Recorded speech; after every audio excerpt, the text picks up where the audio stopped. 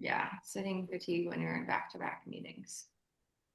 Yeah, it's like sometimes we need a little buffer, like schedule these where I can stand up for 5 minutes before I have to click the next button. Yes. Okay. So, my name's Hilary Davis, and I've been teaching yoga and mindfulness for 15 years. I first trained in a system of yoga called Shivananda, and later moved to what's called the Anusara School of Hatha Yoga.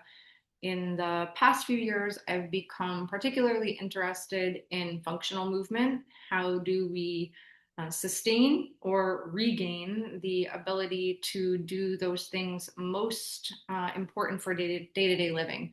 We want to be able to get down onto the floor and get back up off of the floor. We want to be able to comfortably tie our shoes. So those functional movements that are going to keep us nimble and well balanced and high functioning well into our elder years. So I'm, yeah, looking forward to exploring that from the particular perspective of this part of the body, the head, neck, and shoulders. That's a little bit about me. We are going to start by taking 5 deep breaths to settle. Then we'll take on our first short movement practice. I'll talk a little bit more, do another short movement practice, a demo, and share some more information after that. So, in your seat, see how you can make it as comfortable as possible. You can roll your shoulders up, then back, allow them to softly settle. Feel where your seat is connected to your chair, or if you're standing, where your feet are connected to the floor. Rest your hands comfortably on your body or at your sides. And as you're ready, close your eyes and take 5 deep breaths.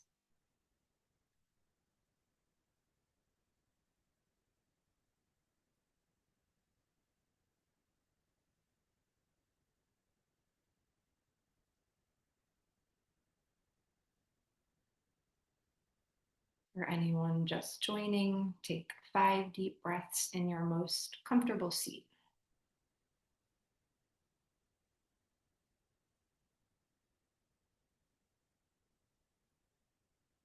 You can notice where your breath hitches or moves most relaxedly. Deepen your breath if you're able, just a couple of more breaths here.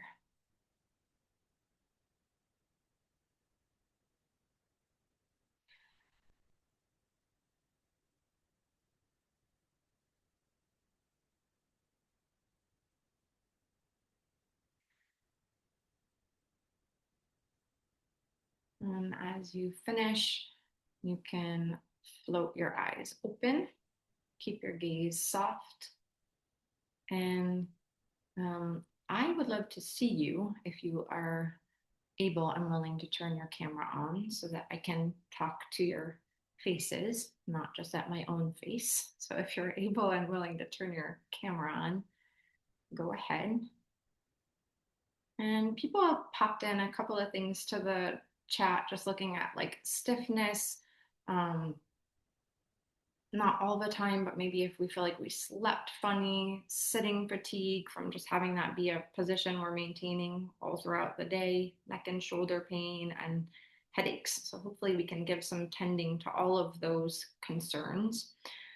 Let's do our first movement piece. So you should be able to do these movements all seated, though I will give an opportunity to switch positions for our second series. Interlace your fingers behind your head, and if that's not available, you can bring your hands to the sides of your head. And if that's not available, hands to the tops of your shoulders. So with fingers interlaced, start with minimal effort, just enough tension in the hands to cradle the back of your head. Rest your head back into the cradle of your hands. Yeah.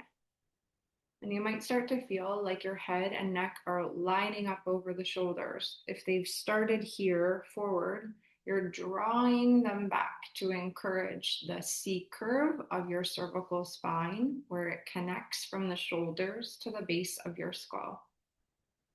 Good. Now press your head back into your hands more actively, just like that. Now take the thumb side of the hands and give more pressure to the base of your skull and lift gently up as if you're softly tractioning from the base of the skull, lengthening the back of your neck up towards the ceiling. Good. Release that. Can get a little nervy. There's a lot of nerves that pass from the hands, wrists up into the shoulders, head and neck. Roll your shoulders up and back. Good. Now, slowly, as you explore this range of motion the first time, drop your chin towards your chest. Trace a half circle, rolling your left ear towards your left shoulder and back to center. It's like a half circle. Reverse that. Tip your left ear down towards your left shoulder. Then roll your chin down towards your chest and pick your head back up to neutral. Good. Second side. Tip your right ear towards your right shoulder. Drop your chin down towards your chest. Reverse that semicircle to the side until your ear rests towards your shoulder and back to center again. Good. Turn your head from side to side a few times gently. And now, without straining, turn your head to the left and notice where your range of motion stops. So you don't want to push past muscular resistance, but find the edge and notice where it is. Notice what you can see out of your peripheral vision and where your chin and eyes stop. Come back to center and turn to the other side. And you can notice if one side has a wider or broader range of motion than the other. And come back to center. Roll your head and your neck again. These small semicircles. Good. So most of us from sitting deal with what's called dropped shoulders that are rolled forward and down. This means that the muscles in the upper back and tops of the shoulders are stretched long, and the muscles in the chest are contracted short. So, a lot of what we do when we're stretching this part of the body is to try to gently counter that, drawing the shoulders up and back to lengthen the chest and shoulder muscles long on the front body and to strengthen the scapula, the muscles around the shoulder blades, to shorten them, to actually contract them so that they will more consistently hold the shoulders up and back. Yeah. And it's a lot of a function of our work. We're living in the front body, we're typing, we're looking slightly down at our phones, flattening out the cervical spine, which we want to be a little C curve. So we're just taking actions that counter the habitual day to day. Okay, so that's just the first piece of movement.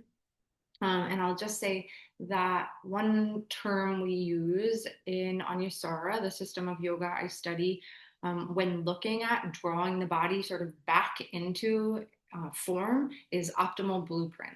Like I might notice that my shoulders are living here and I want to draw them back towards that optimal blueprint where my body started. Yeah. Okay. So I want to talk about two different things here. One is habit building. It's really hard for us to build habits around prevention or sustainability. Our brains are built to address the most acute problem at hand. So if we're looking like long term at preventing musculoskeletal pain, we need things like the sticky note on the desk, the group accountability, the reminder in our phones, and ideally that the stretching should be somewhat enjoyable. We're much less likely to stick to a habit building process if it's just one more grim chore on the list. I'll tell you that I did a little bit of a lit review about this part of the body and stretching as it relates to the workplace. There's no conclusive evidence that says any particular kind of stretching or duration of stretching is better than others for preventing or reducing musculoskeletal pain. But there is conclusive evidence that stretching and walking And changing position at least once an hour significantly reduces musculoskeletal pain. So if you hear things like taking a micro break or an exercise snack, don't get hung up on the particulars. Find a routine that's going to work well for you, that's challenging but doable, so that you can get some early wins under your belt, taking on habit building practice, and something that ideally addresses any particular injuries or pain that you are experiencing. So yeah, that's my piece about sort of what the body of evidence looks like and habit building.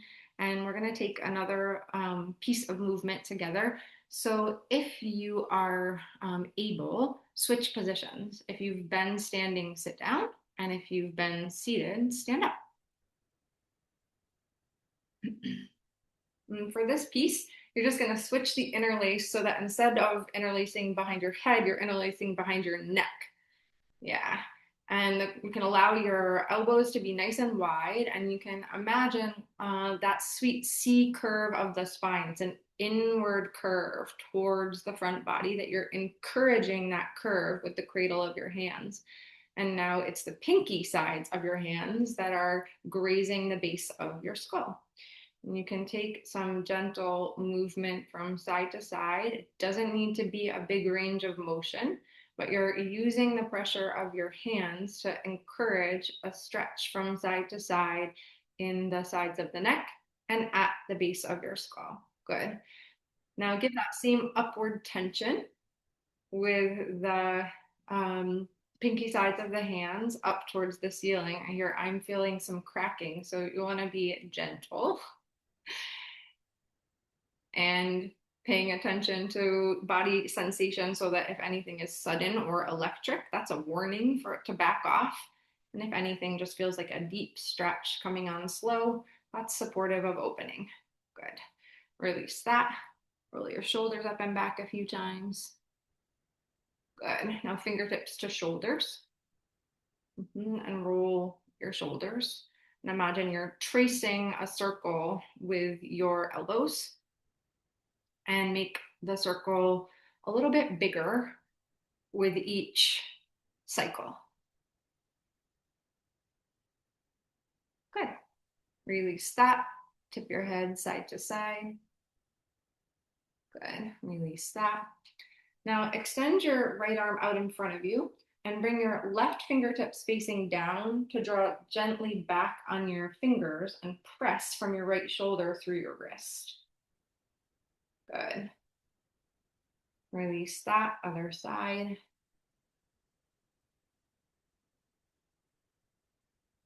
Release that.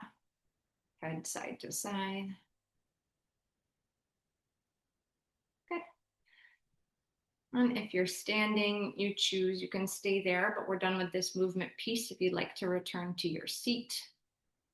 And I'm going to show you two pieces that you can take home with you. So pieces that might not be available in the workplace, but that are simple, don't require too many props, and that you could try at home to add to support of musculoskeletal vitality, good feeling in this part of the body.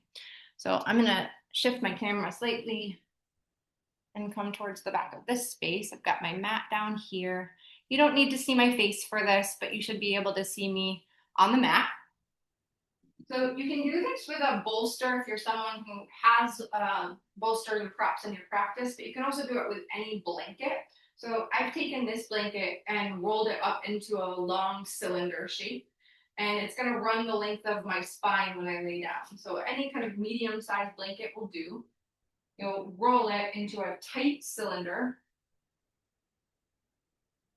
place it on a floor or a mat,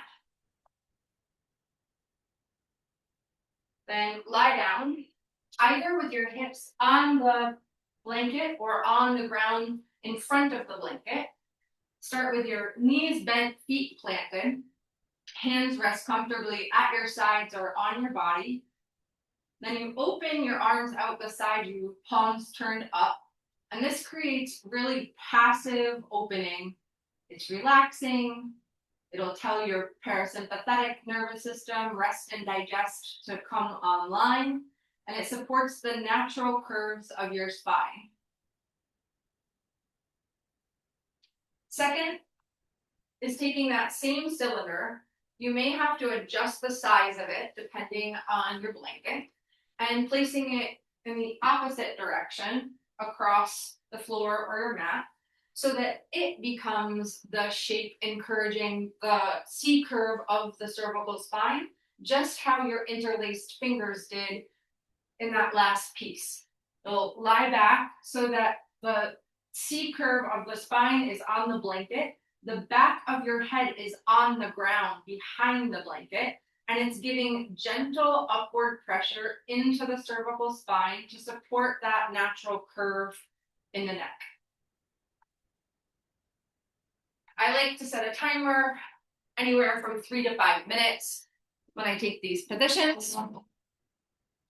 And those are just two simple things you can take home with you to add to a routine, or if you notice that you're starting to get a headache, stiffness, discomfort, something that you can do at home. Okay. Okay, one more movement piece here.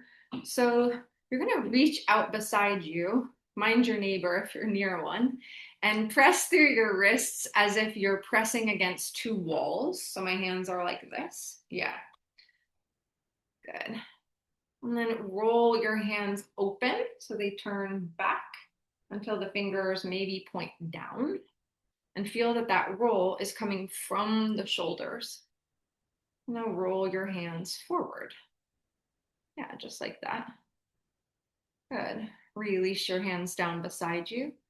Take your left hand up and over to gently catch along the right side of your head. Roll your right shoulder up and back. Turn that palm forward. And instead of pulling your head to the side, take a deep breath in. And as you exhale, it's as if the gravity gets heavier beneath your left ear. And send your breath and your attention into the right side of your neck.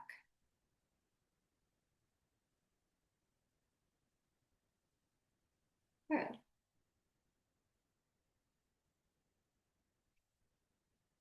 Back to center. Gentle shake out of your head and neck. Second side. Reach up and over to gently catch along the left side of your head. Roll your left shoulder up and back. Turn your left palm facing forward.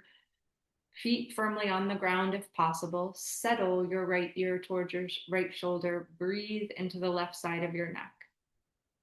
It's like you just imagine the whole right side getting a little bit heavier. Yeah, right ear towards right shoulder.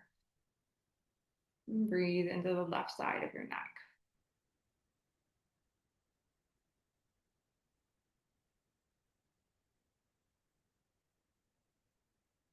Good. Come back to center.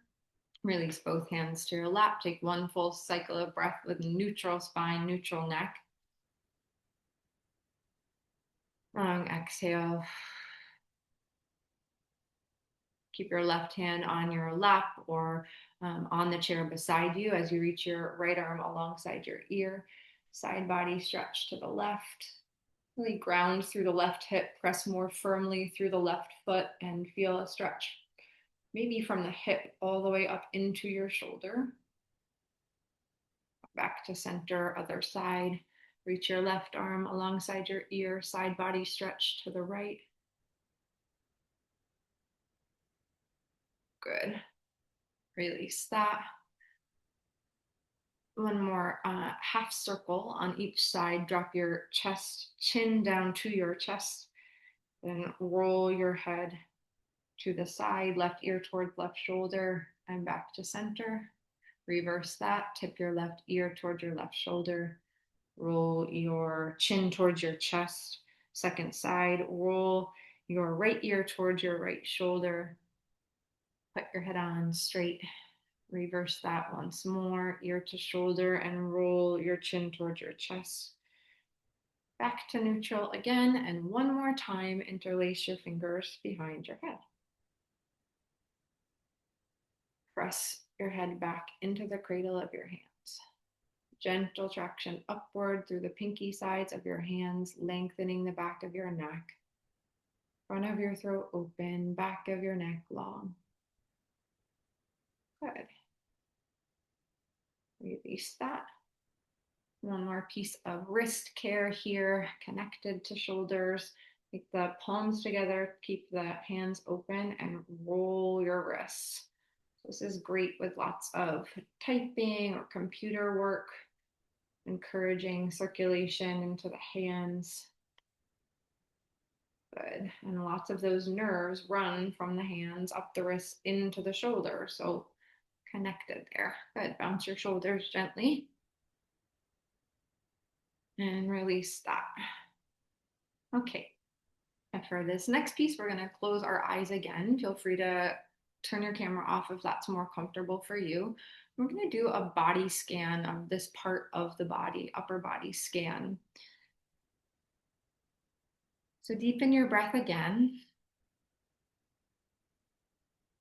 so that as you inhale, your breath is moving deep down into the belly, then expanding the rib cage, and then moving all the way up into the collarbones. Might feel a little sticky or uncomfortable in there. And as you exhale, you settle in the opposite direction. Collarbones drop, rib cage draws gently in, and then belly softly retracts. Good. Deep breath in again, low into your abdomen, then up into the rib cage and collarbones. Long breath out, collarbones settle, rib cage contracts, belly draws gently in. Return to natural breath and bring your attention into your shoulders. And with this scan, you give 3 cycles of a repetitive prompt to instruct these parts of the body to relax.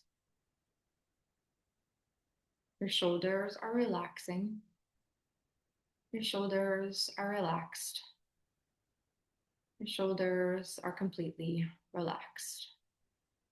If you were saying this to yourself, practicing the body scan, you would say, my shoulders are relaxing. My shoulders are relaxed. My shoulders are completely relaxed. Move your attention up into your neck and throat. Your neck is relaxing. Your neck is relaxing. Your neck is completely relaxed. Move your attention up into your head. Your face is relaxing. Relax your jaw. You might slide it side to side a few times or open the mouth and close it. Your cheeks are relaxing. The space between your eyebrows relaxes. Relax your forehead. The face is completely relaxed. And open your attention into the whole head. Your head is relaxing. You might feel the echo of your fingers interlaced on the back of your head, lengthening the back of the neck. Your head is relaxing. Your head is completely relaxed. Head, neck, and shoulders completely relaxed. Good.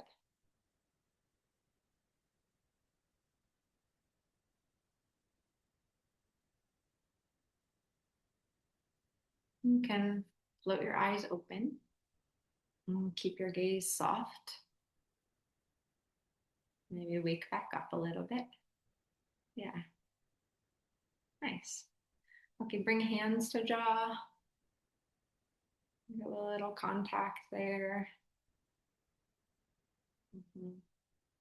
Good, and then hands to collarbones. And see if you can take a breath that lifts the collarbones.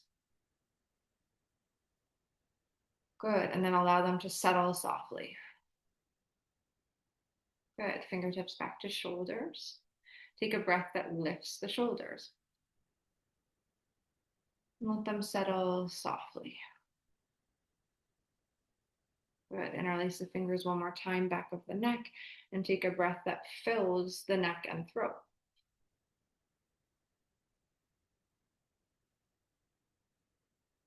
Good. Release that. And gently move your head from side to side. Good. Okay.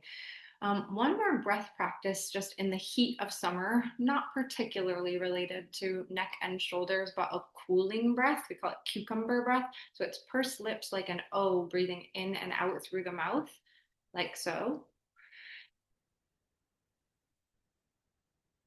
Just like that. Take 5 cycles of a cooling breath.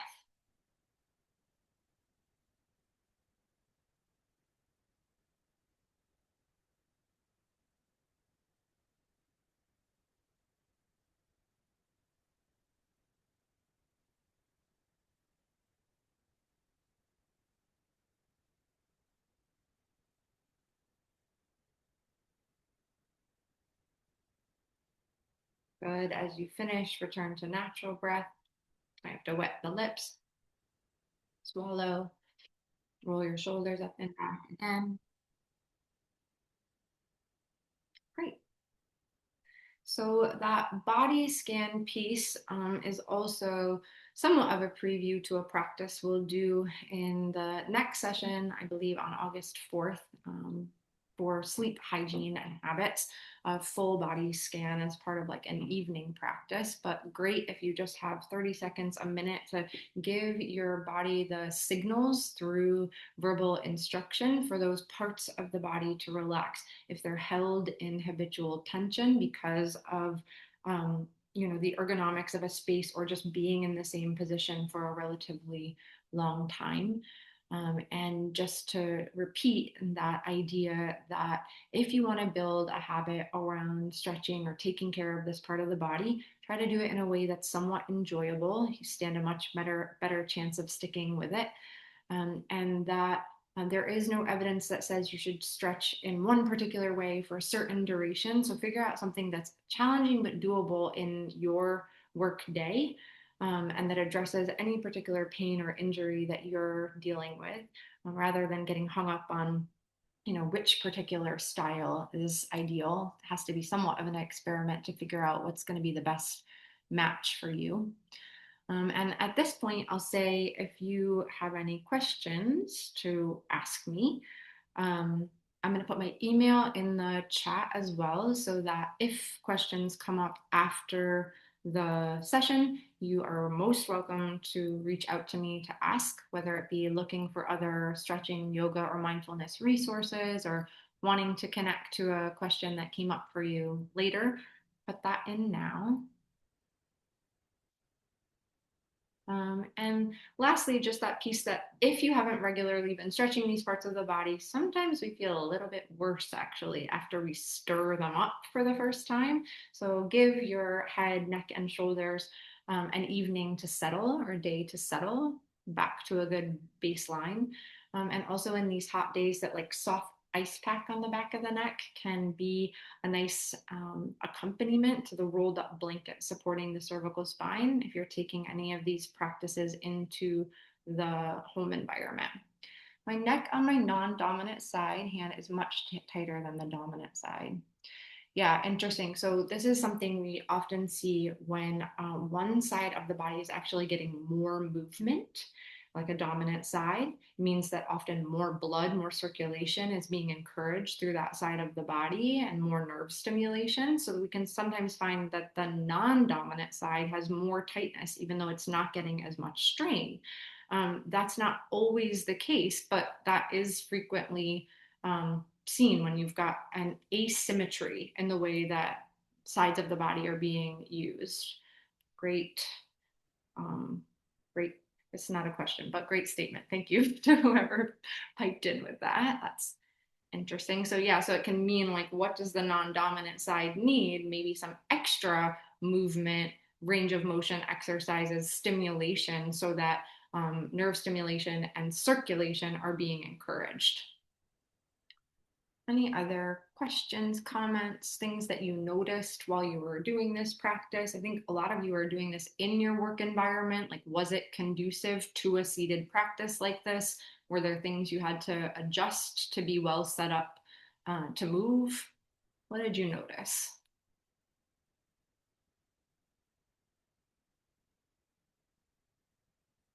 That's fantastic. Very easy to do in an office setting.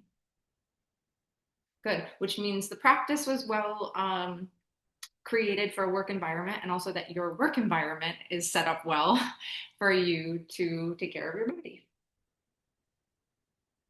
which is great. Nice break for self care. Absolutely.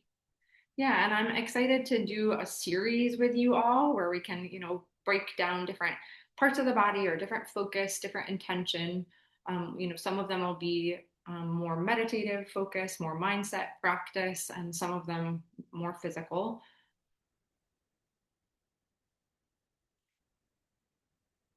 Anybody else got any questions, things they notice? Sticky note to stretch. Yeah. I mean, it amazes me. Like, it'll take me months to put a message on my mirror. And then as soon as I do, it's like, oh, I see this every day. Like, I need to be reminded consistently. So, whatever barriers there are to either remembering or taking on a practice, it's like giving ourselves whatever leg up we can to make it happen. For me, it's the visual reminders. Fabulous. Great. Well, Kylie and Jessica, I know we're running a little bit under time. So if there's any other things you'd like me to address or any questions coming up for the two of you, feel free to pipe in and let me know. Seems like a couple things coming into the chat. Yeah. If you'd like to register for any of the other upcoming classes with Hilary, feel free to email our hcwellness@tompkinsco.org. Hilary always does a wonderful job. I feel totally relaxed. I don't know about heading into more meetings this afternoon. Great. But thank you so much for joining us today, and we really appreciate your time. You're so Yes. welcome. Thank you all for being here. I'm excited for the August session. I think some of you read the synopsis that Kylie put together, but just looking at sleep hygiene and practice is like the evidence is really strong that sleep affects everything from physical to mental well-being, and yet so many of us struggle with sleep quality and duration. So a good opportunity to figure out some tools, some practices to take to the realm of caring for sleep hygiene. Thank you so much, everybody. Thank you. Have a good rest of your day. You as well.